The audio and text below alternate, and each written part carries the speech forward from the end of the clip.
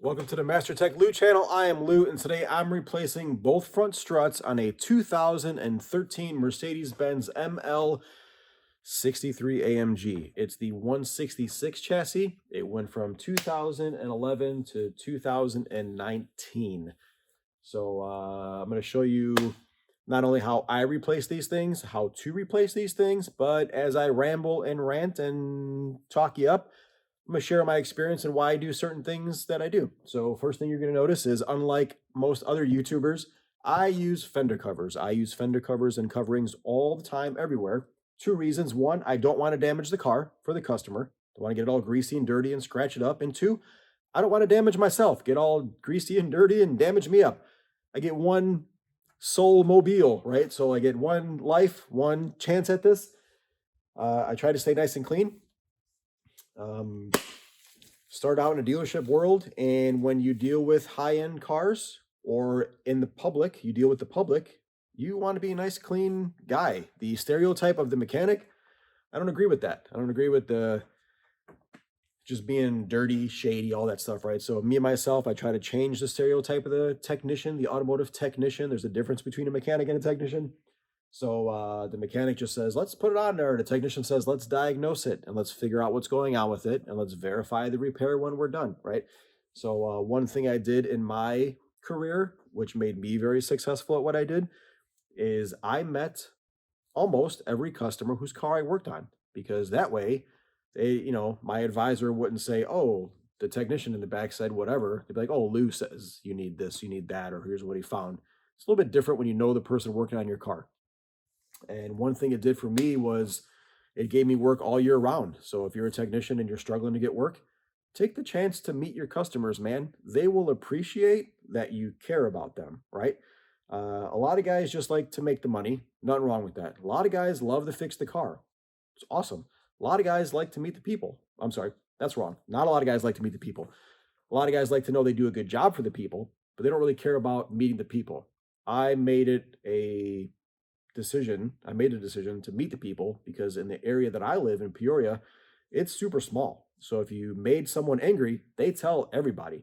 And our clientele is very small down here, and they all go to the same country clubs and they all hang out with the same people, and they're all the same business owners. I know all their business owners. So negative travels 10 times faster than positive. So I try to make it a positive experience for everybody.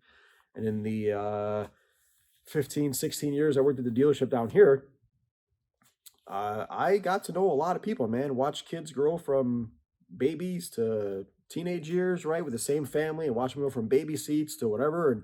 And we got Christmas gifts throughout the year and cards and stuff, and people would buy us coffee, and it was a different culture we had at our dealership because we wanted people to know that we were there to help them, right? So rambling number one, try to keep track. But ideally, I'm going to replace both front air shocks. The left front failed and was leaking, but if you have more than 30 to 40,000 miles between the shocks, you're going to want to replace both shocks, right? So I got two brand new shocks from the dealership that we're going to put in here. I did verify they're the correct part. They match physically, right? I won't know if they're going to work till we put them in and put some air to them to see if they're going to hold. So never trust a new part. Only a couple things here. Upper control arm, sway bar link, CV axle nut, brake caliper, a couple electrical lines. So I'm going to walk through as I do it and show you how I replace these things, and hopefully it makes the job go smooth for you. So here we go. All right, I had already pulled off the weather stripping seal, and then also the air dam flap cover panel, whatever you want to call it. It's late here on a Sunday, so forgive my lack of energy. So we're going to unclip these guys. We're going to get this out of here. All right, so what you want to do first is let the air line loose. All right, you're not going to hurt anything. Just undo that and let all the air escape. I already did the other side because I just did a video on aromatic suspension, which I'll link at the end of this video to give you a nice how-to, diagnose it and all that jazz. But we're going to leave these tight to the last thing, okay? But we're going to undo the line so that way we got no air in there. Now, I myself have two different tools. One, I took a 8 to 10 millimeter wrench. I warmed it up and I bent it to get a nice angle on it. And then Mercedes also has an airline fitting tool, which the part number is 211-589-000900. All right, and you use that with a 10 millimeter wrench. So what you can do is, it has a cutout on there, so the line comes out of it. All right, just put it on there like that, and break it loose. Once it's loose, you can easily spin it out. Again, I bent one like that to make it easier to do this kind of a job. So I'll go ahead and get that line loose. There's no air that's going to come out here because I already purged it all from doing my how-to video on how to diagnose it, and I use the AnyScan with my iPad app. Just be careful when you take these things out that you're not cross-threading it on the way out or putting too much force. They should come out nice and easy. The only thing that's making it stick are the two seals that are inside of it. Just spray some WD-40 to make it easier if you wish. But there we go. Now that's loose. All right, so one trick with the axle nut socket is, if you're not going to replace the nut, I white it out and put a line so I know where it's at. I've never opened those tabs with like a punch or a chisel because they don't affect any threads. If they affect threads, I would open them up, but they don't affect threads. So what I would do is just zip it out.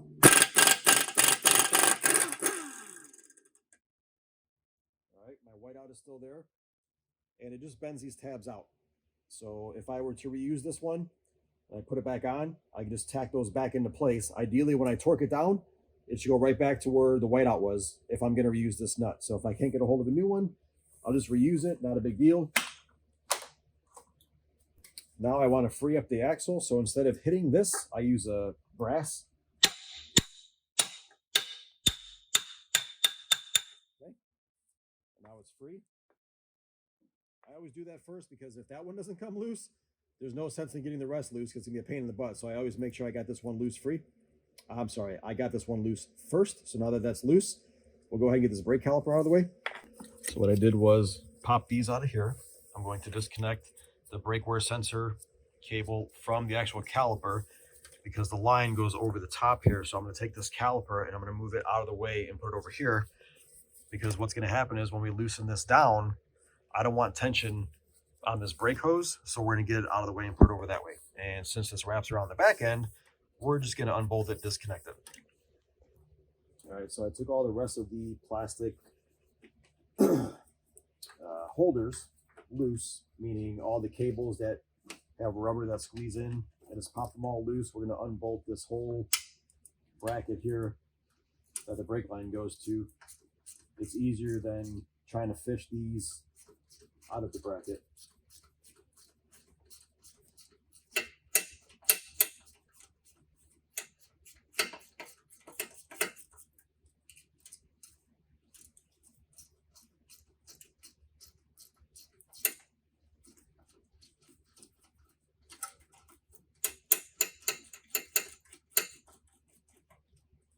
I'm going to leave the wheel speed sensor in the knuckle. There's enough slack here. Plus, I can just unplug it up there instead of worrying about unbolting it and breaking it out. Or breaking it off, rather.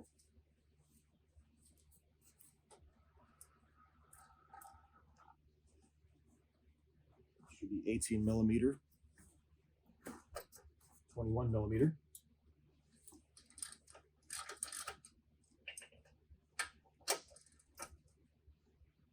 Using air tools is nice, but when I'm doing this, and I haven't done this repair in a while, I'm going to take my time and go bolt by bolt, and it allows me to just keep surveying the area and see what else I may or may not be needing to do or missing.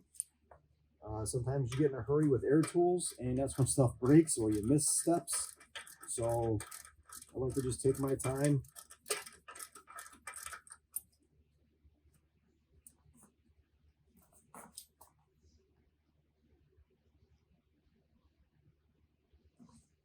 All right, so I got it loose. I had to pry the pads back a bit.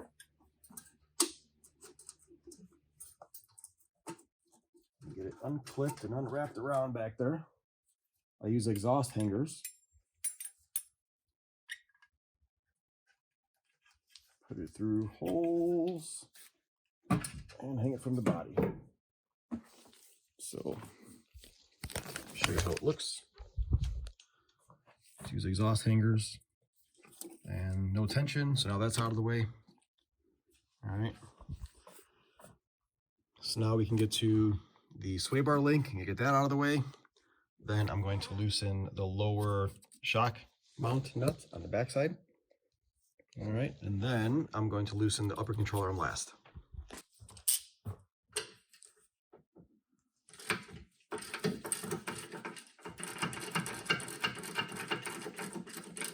All right, that's spinning. So I'm gonna put an air gun on that to zip that guy out, and a little bit of tension on the bottom sway bar.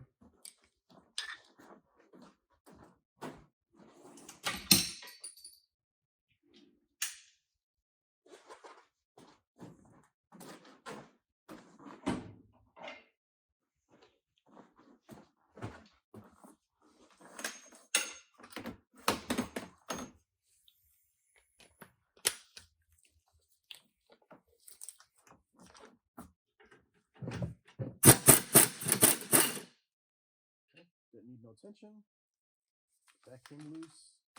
This washer is actually supposed to be stuck to the nut.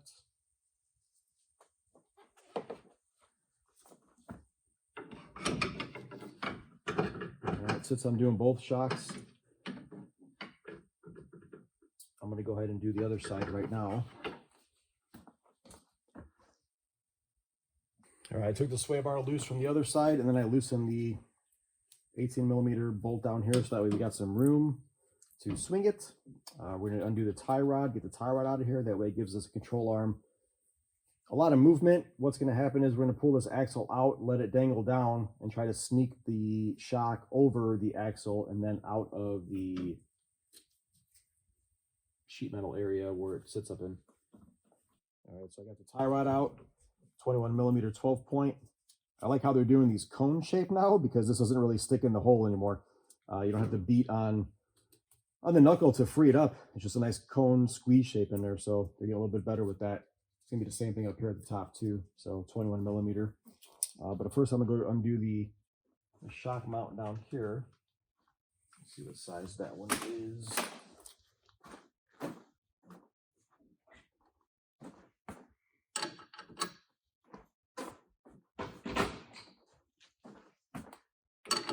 It's 24mm. That one I'm going to use the air gun on.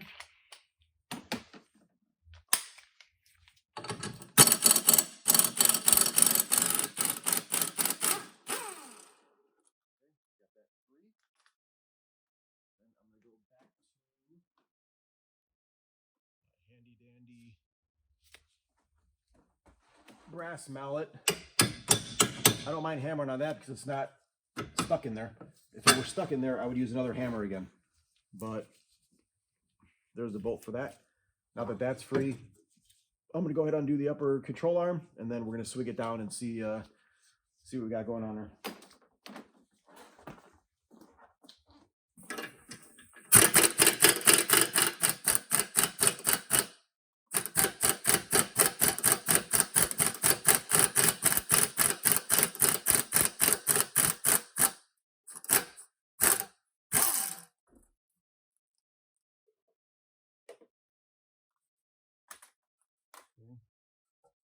Now that it's free, what we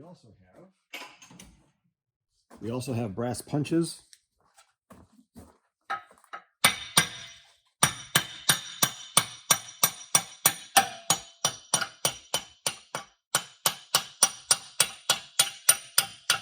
That way we don't damage any threads, right?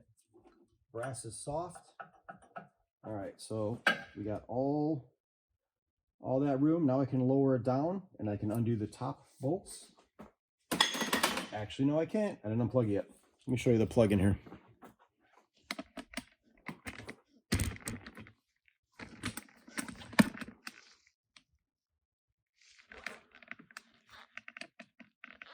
So there's the plug, and it's kind of tricky. You have to push in this spring clip to let it release, okay? Actually, there's like a rock or something stuck up in there. Look at that. So you push the spring clip in, and it allows you to unplug this guy. But if it's a pain in the butt, what I always do is just pop it out.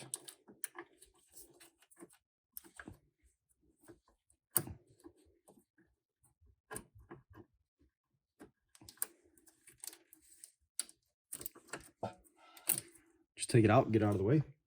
Don't lose it. And then you can unplug it. And it comes apart in two. And now we got the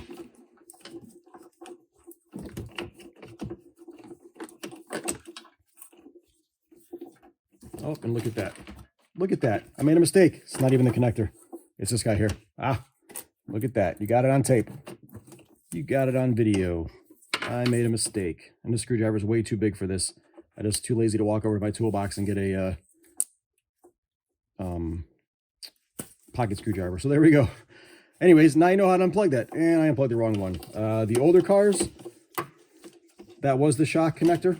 But now this one with the brake wear sensor and wheel speed sensor, that's what that goes to. So now you know. Gotta love it. I'm going to leave that edit in there because I make mistakes all the time. I don't care. I still know end result's still going to be the same. So now I'm going to lower it down and get the top shock bolts. All right, so now before I loosen the nuts on the top, what I'm going to do is I'm going to pry this guy down to get the axle to move so I can squeeze this over it.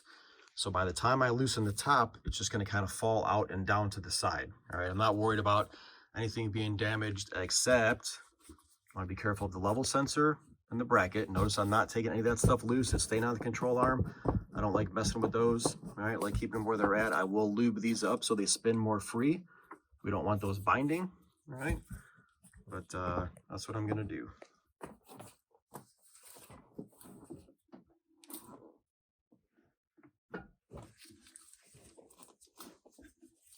Come on. There we go. All right. Now the axle's out of the way. So I'm going to go ahead and undo the nuts at the top. Watch her come down.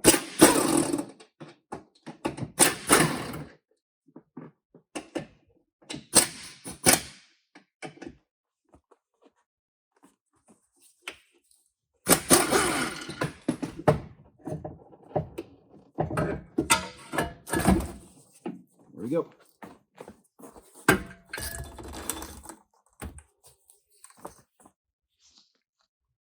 Now I know I already compared them, but you always want to double check, right? Double, triple, quadruple check. All the mounts are in the same spot. Air fittings in the same spot. Actually looks updated. Valves in the same spot. I'm gonna have to transfer this over. Bracket for the wiring. All right. Check the connector. Connector looks the same, which is good. Now I know where it plugs in. So I'm going to go ahead and reverse the installation. It's always better with a helper because I'm getting old and it's hard to put this up there and keep it up there to hold to put the nuts on the threads, but I'm going to give it a shot. So here we go. All right, so make sure I get the threads aligned. Make sure it's going to go in the right way. Get everything prepared up there. Scooch it into place. Up. Okay. Let's hope that it stays there for a second. Check the top up here.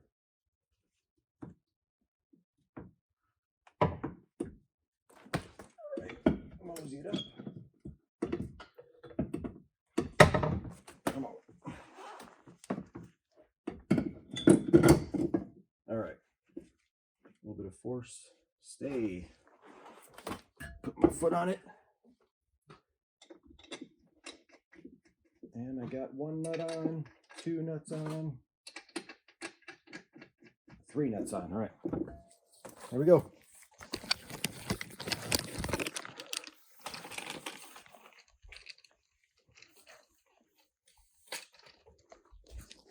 going back together.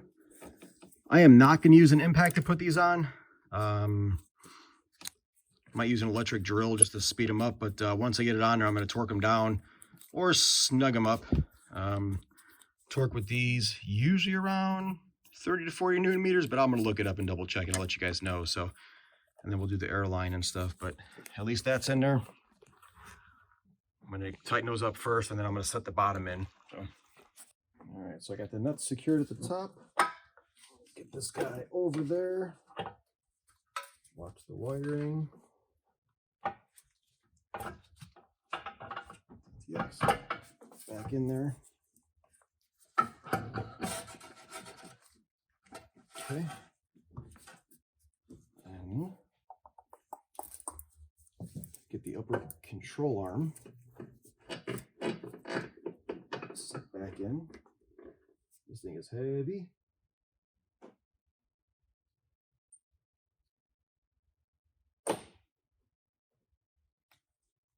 So I got a pry bar here to help out.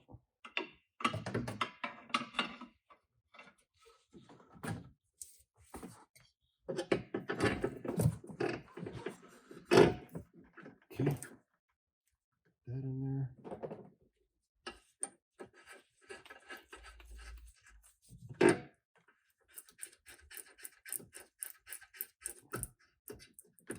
All right, now it's hanging good.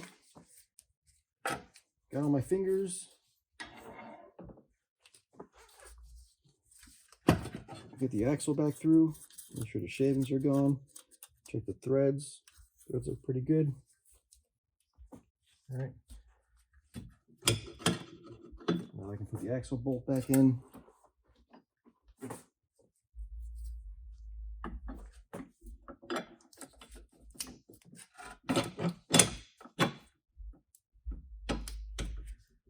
Okay. All right.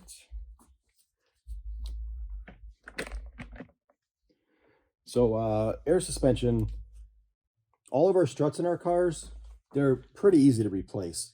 I haven't had any that I dreaded doing. I haven't had any that things did not come apart nice on. I mean, look at this. Everything's aluminum, and what's not is coated, so nothing's rusty, right? These things have wax on there to keep from rust and corrosion. I mean, look at the threads. Everything's nice. Very little bit of oxidation. I wouldn't even call it rust. A little bit of oxidation. So everything's super simple and easy to navigate. It's just knowing the steps and taking the time to see what you're doing as you're doing it, right? So like we witnessed there, I disconnected the wrong connector because I didn't follow the wiring to see. Either way, I wanted it gone so that way nothing was stretched and we weren't causing more damage. But at the same time, like, I assumed that was it. I don't like assuming stuff, right? So you guys caught me doing a boo-boo, but now I know. Now I know. So I'm going to go ahead and finish buttoning this stuff up. I'll let you guys know the torques. Everything is 21 millimeter, 12 point, 21 millimeter, 12 point. Actually, that was 18 millimeter. Same thing with the sway bar. And then it was 24 millimeter on the nut for the shock. And then it was 16 millimeter up top. And then I have a 36 millimeter socket on here, but it even had a little bit of slop. I wonder if it's even a 35. So, but the store did not have a 35, and I have not had to do one of these in quite some time. I don't know where my socket's at. So ideally super, and then 21 millimeter for the bolts for the brake caliper, and then an Torx E10 for the brake wear sensor, and then the wire or the brake hose that comes over here. Pretty simple, pretty simple. So I'll go ahead and finish buttoning this up and we'll call it a day. All right, so for that bracket, we'll call it, it's just a squeeze fit, kind of like a zip tie, just kind of snaps in. Just had to squeeze it and pop it off. So that's how this thing came off the strut. So I'm gonna snap it onto the new strut. All right, I got all routed back in. The one thing I'm gonna wait to do is the axle nut. I'm gonna wait till I get it on the ground. I'm gonna torque it down and I'm going to hammer those tabs back in. There's really no bad reason to reuse this if it can hold, you know. I've done that for years with no issues, so don't judge me. I did get dirty, but I like to tighten certain things when there's a load on it. So when I'll put it up in the air and I'll put a pole jack on it and I'll tighten down all the bolts. So I still have to do the other side. So I'm gonna leave the sway bar link loose so I can get to the other shock and do that. But it's late here on a Sunday. I'm gonna wrap it up. So I hope you guys enjoyed this video or took something away from it. How to replace a front air shock on an ML or a GL. I believe this is probably called an MLE or a GLS. Oh, I'm sorry, a GLE or a GLS. They change all the acronyms. So the 166 chassis from 2012, from the ML started in 2011, I believe, and the GL started in 2012, something like that. These things escape my brain, man. But again, it's late here on a Sunday. Trying to wrap up. Sorry for my low energy, but figured you guys might want to see how to do something like this. I did jump on YouTube to see if anyone else did a video, and I didn't see too many of these shocks at all, but they're all pretty much the same. They're all easy to get to. They're all easy to do. Just take your time, you know. If you need a helper, make sure you get a helper because these things can be heavy. But yeah, man, take it easy. My name is Master Tech. My name's Lou, whatever. I'm Lou. Master Tech Lou channel.